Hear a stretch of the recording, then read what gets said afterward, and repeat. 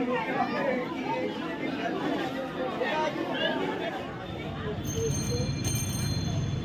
চলে এসেছি আমার এক কলিগের বিয়েতে, মানে অফিস কলিগ। তো সেরকম সাজিয়েছে ভবনটা, অস্বাভাবিক সাজিয়েছে। कहाँ फोटो ले रहे हैं?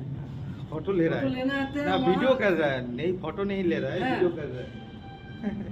कब आया? मत बोलिए। খালি আর ওকে ওকে ওকে ঠিক। তো আমরা এখন আসলাম, তো সামনে তোমাদেরকে দেখাচ্ছি। এই ভবনটার ভাড়া আছে 90,000 টাকা, মানে 90,000 সেরকম ভবন।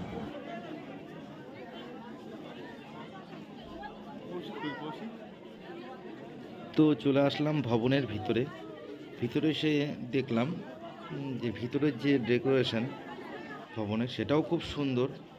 পুরো হলটাই AC, dining hall plus reception যেখানে হচ্ছে সেখানেও টোটালি এসি। যাই হোক, হলের ডেকোরেশন খুবই সুন্দর।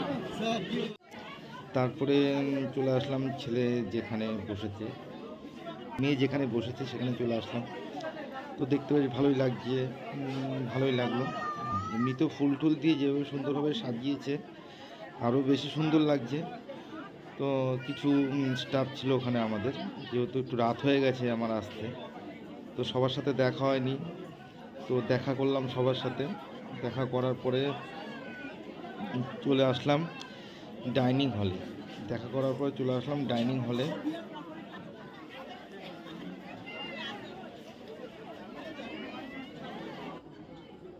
খাওয়া দাওয়া হয়ে গেছে তো?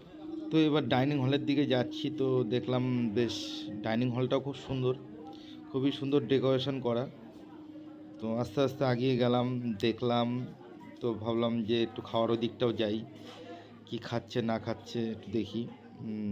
তো আস্তে আস্তে ওইদিকেও আগালাম।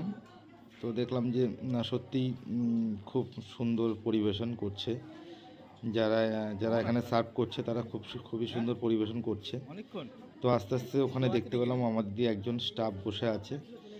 তো আস্তে আস্তে এগিয়ে গেলাম, যাওয়া মাত্রই দেখলাম তার ওয়াইফ এবং তার বেবি রয়েছে। তো তাদের সাথে আমাকে ইন্ট্রোডিউস করালো।